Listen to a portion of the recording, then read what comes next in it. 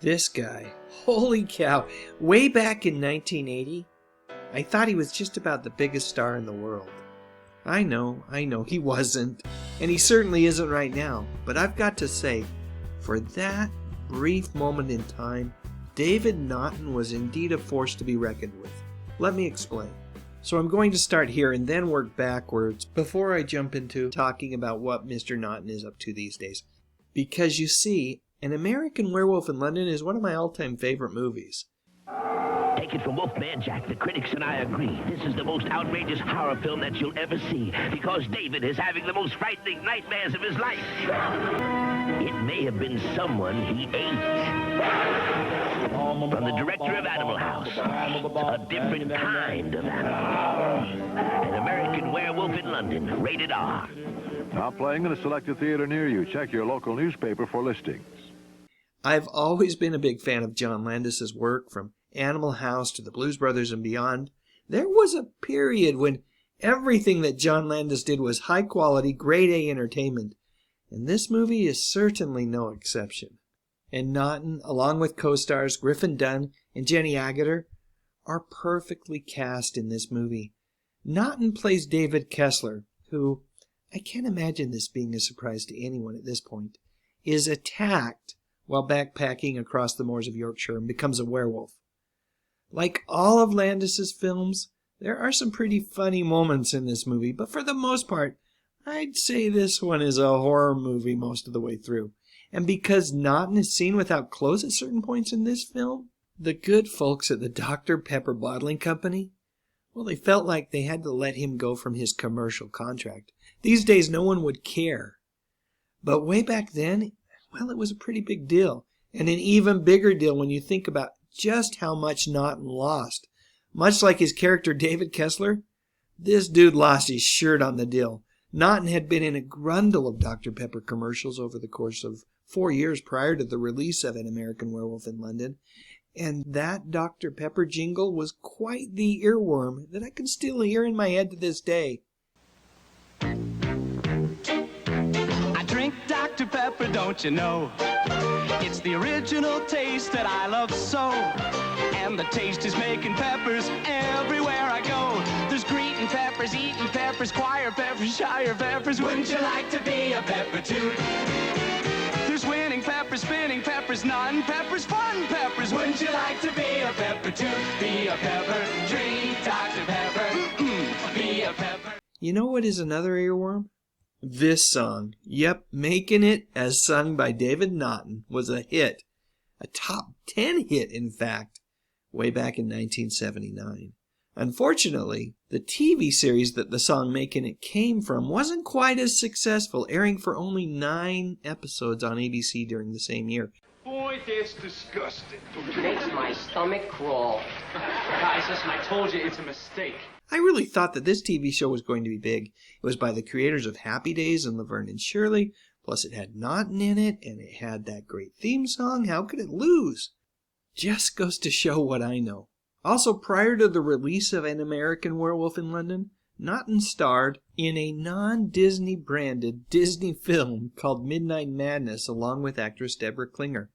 I think these days this movie is best known for being actor Michael J. Fox's first film appearance. Alright, enough backtracking. Let's get back to Werewolf. The movie was a modest hit at the box office, and critics were generally kind to the movie as well as the actors in it, so you would think that Naughton's star would have been flying high, right? Well, I don't know. It just didn't work out that way. Sure, Naughton got more lead roles, but the feature films were in things like Hot Dog the Movie. Not exactly highbrow entertainment, if you know what I mean. Of course, Gene Simmons' better half was in that movie, so I guess it has that going for it. And in 1986, Naughton did land a recurring gig on the Pam and Rebecca Schaefer sitcom My Sister Sam. Sadly, this show ended after 2 seasons and 44 episodes, and even sadder, Rebecca Schaefer's life would be taken from her by an obsessed fan a year later in 1989. Truly tragic. But I'm getting off topic, as I often do, so let's get back to David Naughton. In '88, he starred in the Vanna White TV movie Goddess of Love, and after that, Naughton seemed to pay the bills by showing up as a guest star on a bunch of different TV shows like Murder, She Wrote, MacGyver, Seinfeld, Diagnosis Murder, Melrose Place, and even Touched by an Angel. Whew, this guy definitely knew how to stay busy. That said, as the years passed, David became more known as a hard-working and dependable journeyman actor instead of that big box office draw like, say, Michael J. Fox. So what has happened to David Naughton over the past couple of decades? Where did he go? Well, he did manage to have a life outside of the entertainment industry. He got married, had a couple of really great kids, and since it is relatively clear to me that based on my research, David values keeping his personal life private, I'll just leave it at that. But he has also been steady at it when it comes to finding work. In addition to showing up on TV shows like Psych, Big Love, The Mentalist, and Grey's Anatomy, Naughton has also done quite a bit of voiceover work on both animated TV shows as well as computer games. And in 2013, he was cast as a regular on the TV show Granite Flats, playing a character named Dr. Millard Whittison, the head of Granite Flats Hospital and the CIA contact for Project Madman, part of Project MKUltra. I only caught a couple of episodes of that particular series, but it sounds downright X-File-ish. And even more recently, Naughton showed up in the 5th installment of the Sharknado TV movie franchise, playing a character aptly named Ambassador Kessler. Could it be that this guy's first name was David, and that Naughton was actually playing the same character that he played so many years ago in An American Werewolf in London? Probably not, as that movie seemed to have a rather definitive ending for David Kessler. Probably just a nice shout-out and a tip of the hat to pop culture geeks everywhere, such as myself. Like I said earlier, David does seem to value keeping his private life exactly that, private. But I do feel like it's okay to point out that he does have a Facebook page, and based on the photos that are publicly available to view there, I would say that it is legitimately him. However, if you really want to connect with Mr. Naughton, your best bet is to hit one of those fan conventions that comes to most major cities 1 or 2 times each year.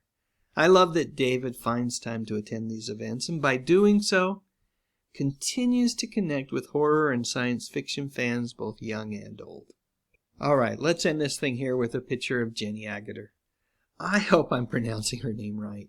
As much as I liked her in An American Werewolf in London, I think I enjoyed her even more in Logan's Run, and then later on in a little movie called Darkman. But that, my friends, is a topic for another day. Right now, please share your memories in the comments section, and while you're at it, I'd love a thumbs up if you enjoyed this video, and I would be absolutely honored if you would consider subscribing to my channel. I talk about music, movies, and television, mostly from the 50s, 60s, 70s, and 80s. You know, the good stuff. But most importantly, and as always, thank you so much for watching.